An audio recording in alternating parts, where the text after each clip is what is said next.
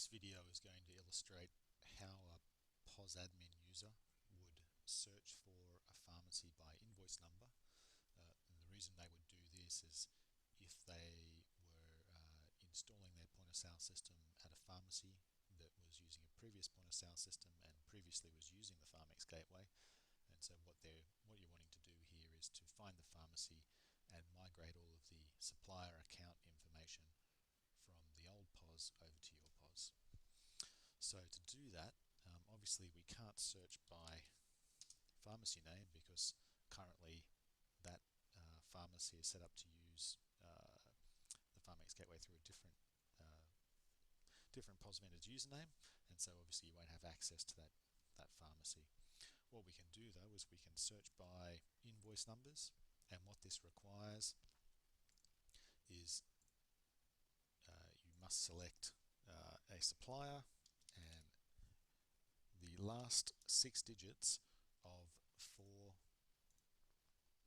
invoice numbers that would be in the PharmX gateway that the pharmacy would have already used.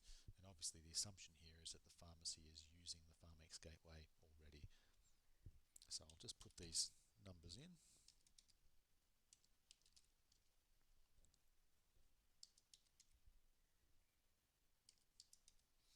And note here that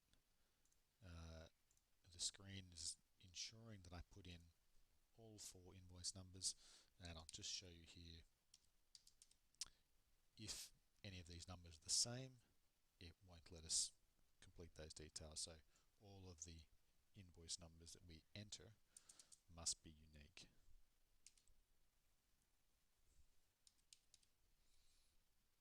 And I'll just confirm that. And there we go, we've found our pharmacy at Bowen Plaza Pharmacy, just as we were hoping for. And now the first thing it's doing is it's prompting us to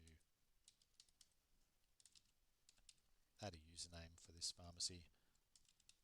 The reason why it prompts this initially is that once you've added that username, you can then access the pharmacy from that point onwards.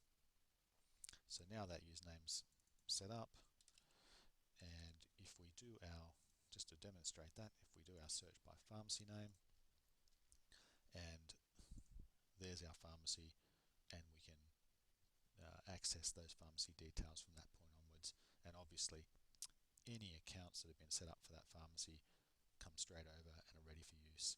And so as far as PharmX setup is concerned, that would be all you'd need to do to migrate that pharmacy over to your POS. And obviously then you just need to configure the POS with the username and password that you've established when you initially access the pharmacy.